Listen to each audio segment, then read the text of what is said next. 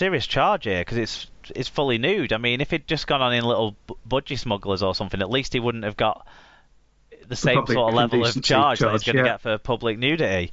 But yeah, and it's just. I mean, it's not like it was especially July or anything either. It was definitely not a warm evening. It was the warmest evening of the season so far, though. Oh, but that's not saying much, is it? Yeah. No, it's not. Not this year. But yeah. So after the players all ignored him, he ran back towards the fans to get a bit more reaction from the fans, and then the players left because it was half time. And he was still on the pitch, so he was on the pitch for a good minute and a half at least, I would say. Then the stewards finally reacted and went towards him. And as is typical with most streakers I see, most of them sound like you're a are not going to fight with the stewards once they finally get to them, are they? So the steward went in all ready to roughhouse him, and he was just like, "Just walk with me. I don't want to. I'm not going to fight you." Sort of kind of body posture about him. Just so he just got led away basically at that stage. Well, there was one and he got an Australian cricket game about 10 years ago where I think it was Andrew Simons just shoulder charged and clotheslined the streaker. And I think after that, you're like, oh, okay, I'm in a bit of danger here. This could be a bit more spicy. Well, this wasn't the first streaker I'd seen at Headingley. I saw one probably about 15 years ago now. The guy, the first one in the past, he looked like a scrawny little bloke. This guy, he wasn't the most badly conditioned streaker I've ever seen. Let's put it that way. It reminds me of the worst streaker I've ever seen, which I think I was mentioning to you in the week, which is, I don't know if anyone remembers it, but Widnes played Wigan back in, I want to say 2003, because I think it was Stuart Raper's last game for Wigan, and Widnes ended up winning, and I think it was either as the first half ended or as the second half kicked off. It might have been as the second half kicked off. This woman, who must have been at least 50 and was not a slim lady, jumped over, fully nude, clean across the halfway line from the scoreboard stand, the stand that you can see from the camera normally, straight across the halfway line, down the tunnel, the other side. It was one of the most remarkable things I'd ever seen in my life, and no one went anywhere near her until she was down the tunnel. I'd love to have some sort of camera of what happened when she got to the end of the tunnel. It was like, oh, where do I go now? Because a lot of stadiums, the tunnel, they're very nondescript doors that unless you know where you're going, it's quite hard to actually work out. Certainly, quite a few sort of more modern grounds, and I think in the case here, it's very hard unless you know exactly which door you're going through. I mean, I remember carrying someone in on a stretcher before. Dressing room. Maybe she thought she'd left her knickers in there. I'm not sure. But anyway, back to the rugby. Yes, enough of this weekend's streaker. We should go back to the first 20 minutes, both sides were sort of snatching at it, and it was just clawing away, and it was just getting a bit desperate already. And it did set the stall out for the up to the last 10 minutes, but it was just a bit.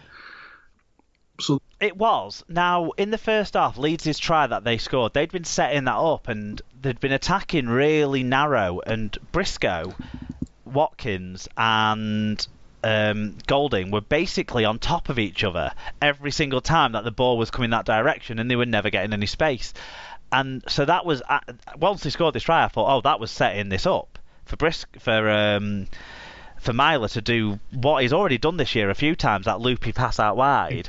So we should really have been wiser on that, and I think it's something that we'll be wiser on for the future. Wigan had a few chances but kept wasting them all by kicking the ball high to Ryan Hall's wing at least 3 occasions in the first half, which was surely not the tactic that had been agreed in the dressing sheds before the game.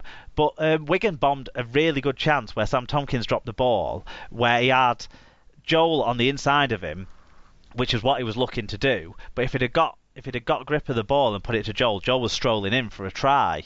So that would have had it at 6-6 at half time, I would have thought. And then the second half came out and Leeds just didn't look interested in scoring. No, they were just like, we're just gonna sit here and defend all afternoon, and that's going to get us through, and we're not going to even try for a large part of it. It was just, we'll just go through the motions, but we'll just happily absorb. But they weren't absorbing particularly well because they were clearly tired. They were kicking for touch at every opportunity. They were not putting Wigan's back three under any sort of pressure with the kicking game. They were... I thought they were absolutely exhausted from about 60 minutes on. From that goal line dropout that Liam Farrell won, that Brett Delaney then all of a sudden realised he had this cut that he needed to be addressed, because he's probably only appeared on the play before that, I'm sure.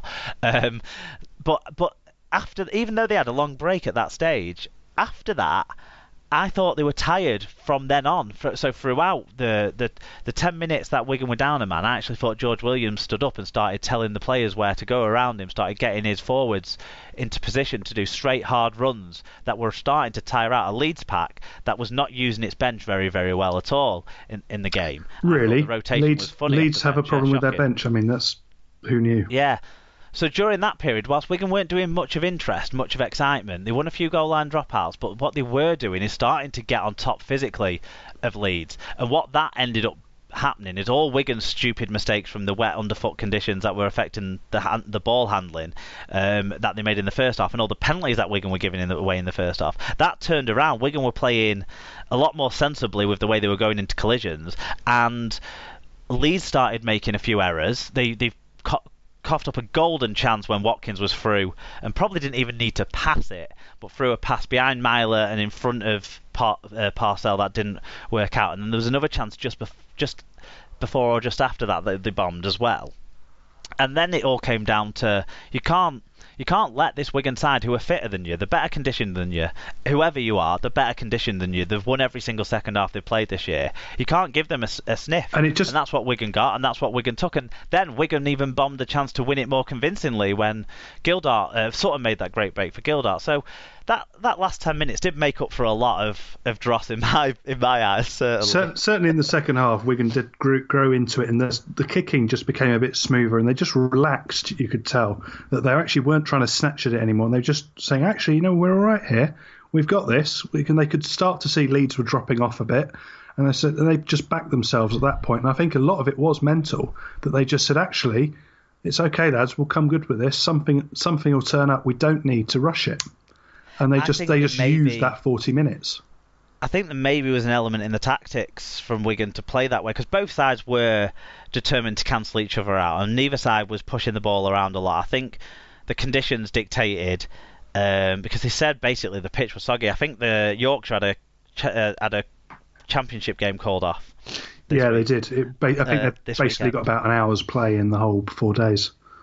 Basically because of the pitch being too wet. So that gives you an idea now. And the Headingley cricket pitch is about 8 foot higher than the Headingley rugby pitch. So you'd think it was, higher above the water table sort of situation as well from being like that. So if the cricket pitch was too wet, then the rugby pitch was very wet, and it maybe didn't come across because it was a dry night when they were playing. That actually how wet it was, but at least in rugby we don't do what they do in football and still water the pitch even when it's raining, which is something I've seen it happen at Wigan. They do it a lot. I've seen it happen at Wigan. They do it a lot at Brentford. It's like it's just been pouring down all afternoon and you've put the sprinklers on.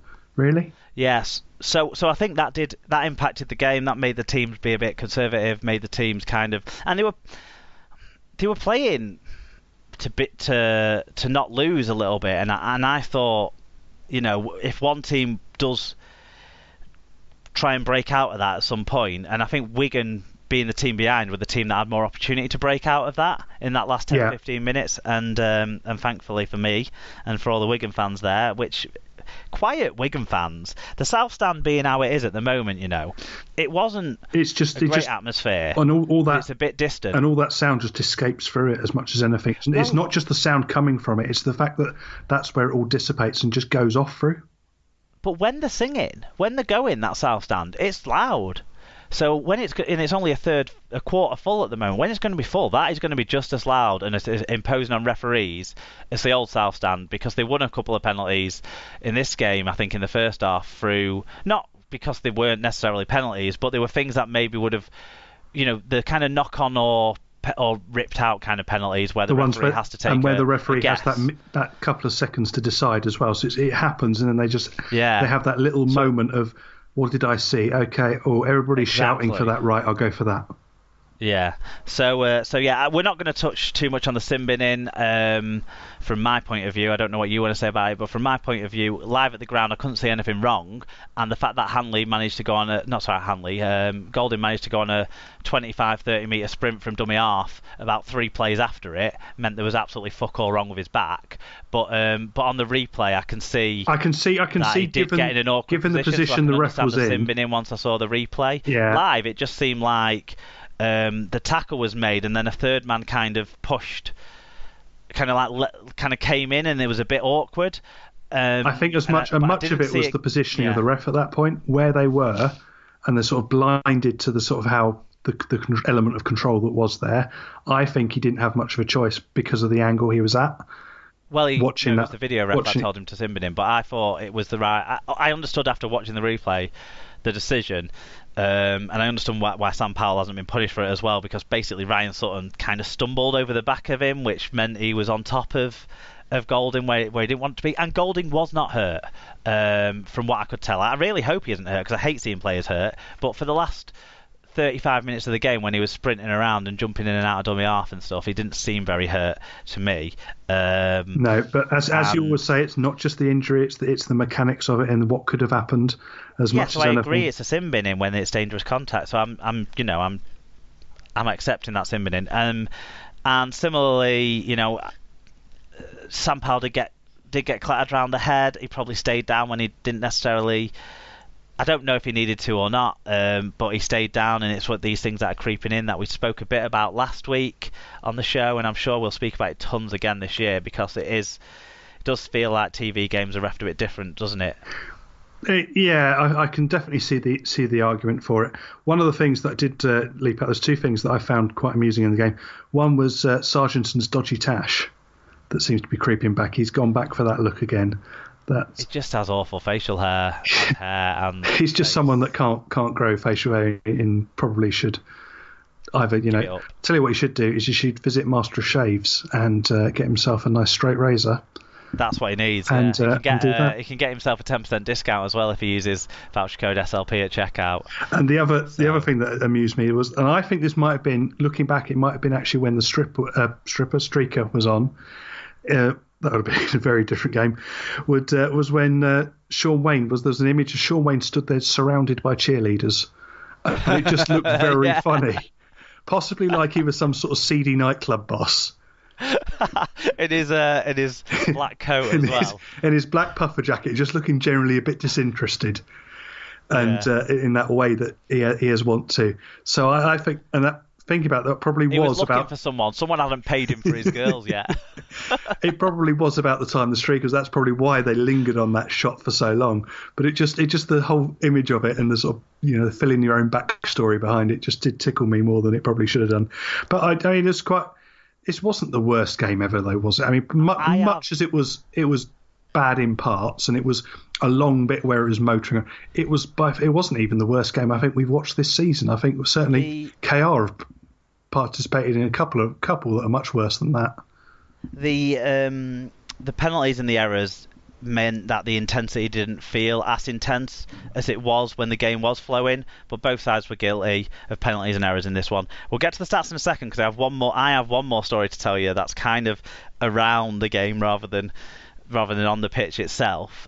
So when people criticise that I've talked about this game too long, it's mostly about other stuff, not the actual game. During the first half, when the video ref was called on for the Watkins JJB no try, where Watkins clearly knocked it on, and we all saw it, and we were convinced. We didn't understand why the referee had gone to check it. Really, watching it back, I suppose there was a question mark about was it ripped out or was it like never had control, but the right decision was reached. But so I suppose maybe, but. There was the woman stood next to me and the bloke she was with, and I think they were related or they'd travelled together or something.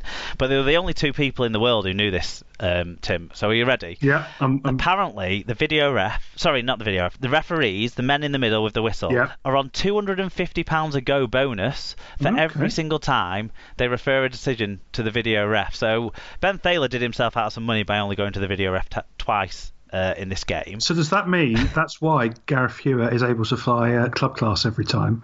Is because he puts so many decisions up that pays for his airfare back and forth? I mean, it also answers the question about where all the money's gone in rugby league.